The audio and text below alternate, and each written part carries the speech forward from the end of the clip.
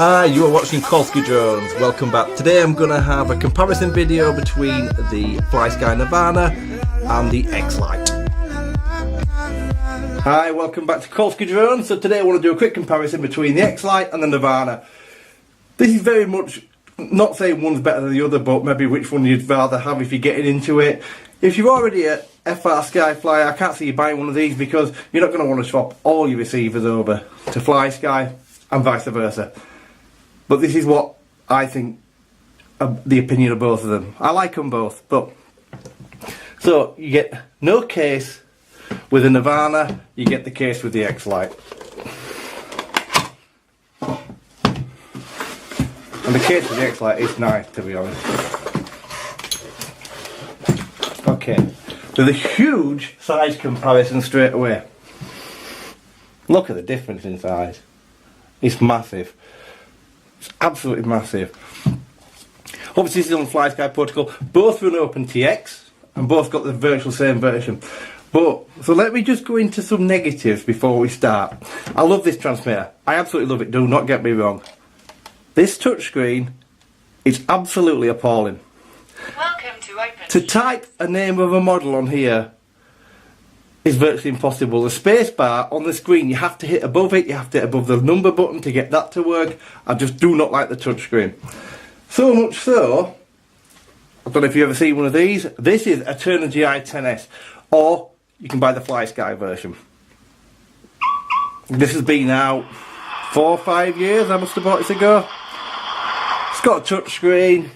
The touchscreen on this, or it's actually gone flat. The touchscreen on this is better than the touchscreen on that. It's easier to use.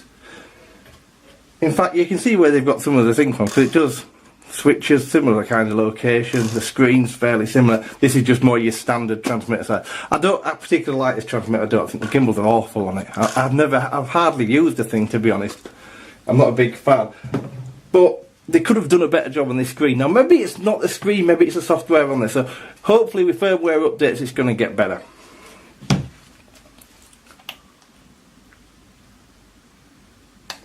The FrSky, the screen is tiny, but you know the screen's going to be tiny because of the size of the transmitter. Switch warning. Now, so which one do I prefer to fly on? I prefer to fly on this, and that's probably because of the stick travel. On this one I have to knock my rates down, and I've had to keep knocking them down. I've got them to a level now and I fly on about 83% I find is right. But that's because these sticks don't travel enough. If you extend them, you still don't get the same feel. Now that's me. I'm not the best flyer in the world. I don't pretend to be. And I presume a lot of people out there have got absolutely fine with it. But that's what I found with this set. I love the form factor. And I love everything about this one.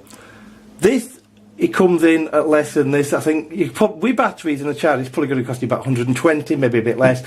This with the battery and charge is probably going to cost you 155, 160. Right, the build quality on this thing is second to none. If you look at the way it's joined, and all the joins are perfect. Everything fits exactly as it should fit. They've gone to town on getting this thing build quality fantastic, because it really is.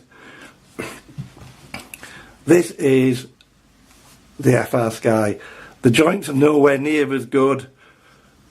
That done. If you look at the angle, that's that. And this has happened on both my sticks. on both battery holders, and that's simply from holding it in its case. When it goes in the case, it rubs and it takes it off. It's not a major concern, it doesn't bother me, but it's just something maybe you should have made the case a little bit bigger.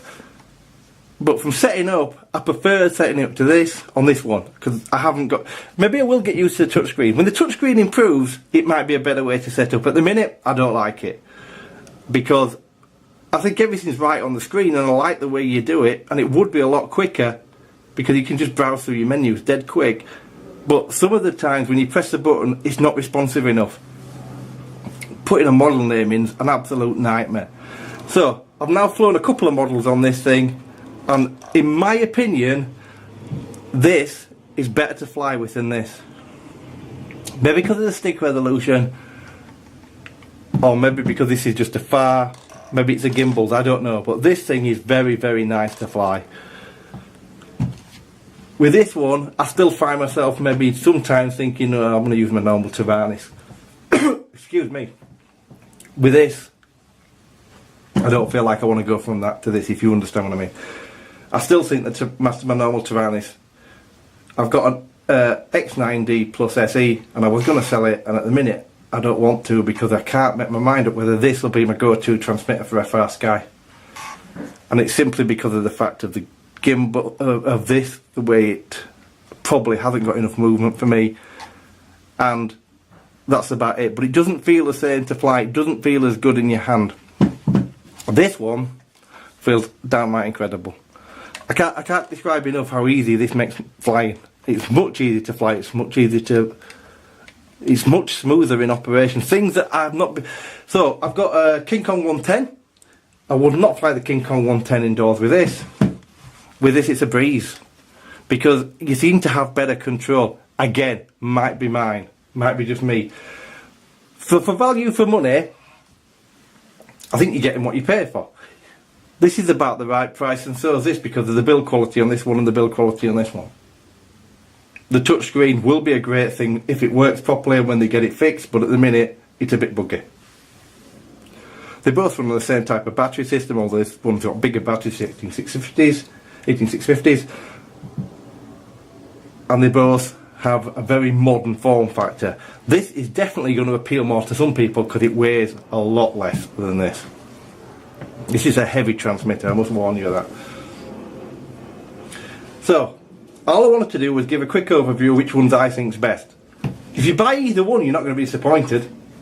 And if you're starting out in the hobby, is it a bit expensive? Well, in my opinion, no. I've been used to flying Futaba and JR for years. A Futaba set's a good Futaba set's going to cost you best part of £400 or £500. Same with JR.